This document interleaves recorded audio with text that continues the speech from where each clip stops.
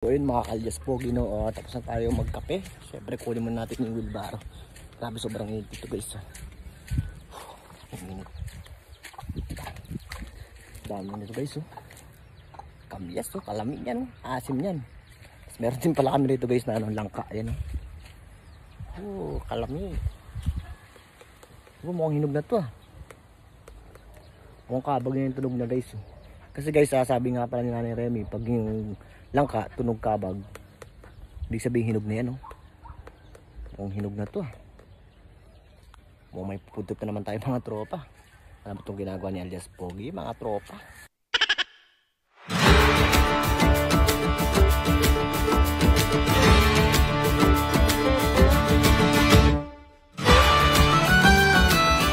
Nga pala guys, sisimulan ko na nga pala magputol ng dahon ng malunggay dito dahil dagdag pagkain din sa mga tropa naming kambing dito sa bukid dahil nga nauubusan na kami ng pagkain ng kambing. Pero naman meron pa namang mga diskarte yung magagawa. Ito kagaya itong ginagawa ko, naghahanap ako ng makakain ng kambing kagaya ng dahon ng malunggay. Ay talagang mabubusog-busog sila dito kahit papaano kasi mamaya papakainin ko naman sila ng darak. At maghahanap na rin pala ako dito guys ng dahon ng bayabas, pero check ko muna kung pwede na siyang putulin kasi may mga dahon kami dito ng bayabas medyo maliliit pa, kaya pag-iisipan muna ni alias Pogi kung pwede na itong pang-food trip ng kambing kasi siyempre hindi mo tayo basta-basta mapuputol ng mga dahon-dahon kung maninipis pa o bata pa. Kung makapal-kapal na, pwede na magputol ba? Parang mukha ni alias Pogi, parang makapal ang mukha. Nga pala ako nakita ron sa kabila ng dahon ng saging na medyo mabubulok na, parang pwede pa naman, makakain pa naman ng kambing yan. Kaya doon talaga bibirahin ko na yan. Alaman si alias Pogi, brador ka talaga boy. Mga alias Pogi, nakaharvest na tayo ng malunggay tsaka dahon ng saging at tsaka yung kapirasong dahon ng papaya. Wala kasi tayong mapakain sa kambing, wala pa sa tropang toto. Ang lang, pandagdag lang ng food trip ng mga kambing. Sobrang ita kasi dito mga tropa. Nga pala si Ate Neng guys. Ay ka muna Ate Neng. Ayun. Nga pala si Ate Neng, mga tropa kasama natin. Dito tayo sa bukid. Siyempre si Ate Neng nasa bukid na rin. Mga tayo Ate Neng, mga tayo. Medyo ulupong na. Tim na. So maghahanap pa ako ron ng mga dahon ng mga kapal na dahon ng bayabas para pandagdag putol sa mga kambing. Kasi mga kambing namin nagugutom na. So pag may toto, dadagdagan pa namin yung pagkain nito mga tropa. Let's go!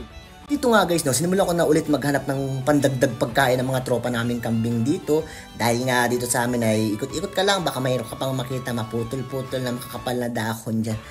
Talagang abno alias boy, kahit sobrang init ay sige, ninugnog ka na talaga boy. Sa akin kasi guys, pag nandito ako sa bukid talagang walang arte-arte na talaga. Hindi mo kailangan magbango-bango dito, hindi mo kailangan magpa-cute kasi hindi ka naman talaga cute alias Pogi.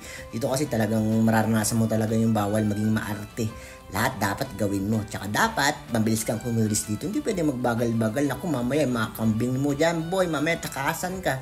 Kaya ako dito, guys, talagang sobrang madiskarte tayo dito. Kailangan dumiskarte konti ko niyan. Diskarte lang ba, guys? Pakitang tao ka talaga, alias Pogi. Ano ba talaga, boy? Hoy! Nga guys, meron na ako nagsipat-sipat ng dahon ng saging dito na medyo malapit ng masira at talagang uunahan ko ng putulin kasi mamaya pag naunahan pa tayo ng pagbubulok, sayang yan. Ay dagdag food trip din sa mga tropa naming kambing yan dito. O diba, ako mahala dyan. Ay naku, si alias Pogi pa, si boy putol yan ha. Pwede lang, putulin ko na lang kaya yung ulo ko. Oy. Joke lang guys. Wag ganun boy. Sarap din kasi sa pakiramdam dito pag nandito ako sa bukid. Marami akong mga bagay na natutunan na mga hindi ko nagagawa sa Bulacan. As in first time lang kay alias Pogi dito. As in first time, kala mo naman virgin ka talaga boy. Para kang first time boy. Hindi guys, sobrang saya ko talaga pag nandito ako sa bukid. Kasi nga syempre, yung mga bagay na gusto kong matutunan sa bukid, hindi rin pala ganun kadali. Yung mga nakikita natin sa mga tatay nasa probinsya, nasa bukid. Kaya kayo, alamin nyo yung ginagawa ng magulang ninyo. Huwag kayong reklamo ng anong ulam, anong ulam. Pag hindi nyo gusto ang ulam, magpapabili pa kayo ng masarap. Huwag ganun ha. Kaya kayo, mahalin nyo yung mga magulang ninyo at aralin nyo yung mga bagay na gusto nyo matutunan sa sarili nyo. Huwag nyo hahayaang kainin kayo ng katamaran ninyo. Puro cellphone kayo sa bahay ninyo. Hinihintay nyo yung text ng jowa ninyo. Hinihintay nyo yung text ng tropa nyo. Kung mag-chat puno na kayo, huwag ganun. Nga pala si Ate Neneng, kala mo talaga si Baby Amaw. At ito nga mga tropa, nakapag-harvest na ako. Siyempre dadalhin ko sa mga tropa namin kambing. Yak si alias Poging, sobrang pagugutom na talaga yung mga tropang kambing namin dito. Siyempre mga kambing dito ay talagang sobrang pagugutom na ako kayo mga kambing kayo. Mamaya pupulutan ko kayo, gagawin ko yung papaitan. Ay nakikita nyo nga sa video na alias Poging. Tignan nyo mga kambing namin ito, ang dami na. Ay talagang magsusunuran sa akin. Sobrang pagugutom na mga buang na yan. Kahit mainitan si alias Poging, mabusog ko lang kayo. Pero bukas bubusugin yung tiyan ko ha. Hey! Alias Poging, no? Ito na nga pala yung mga tropa natin kambing. Sobrang gutom na sila. Matatayin natin ito.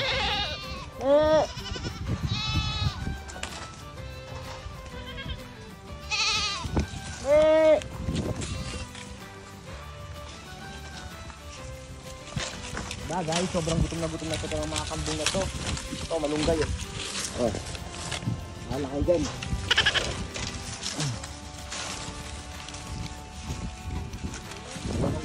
Mga tropa. Oh.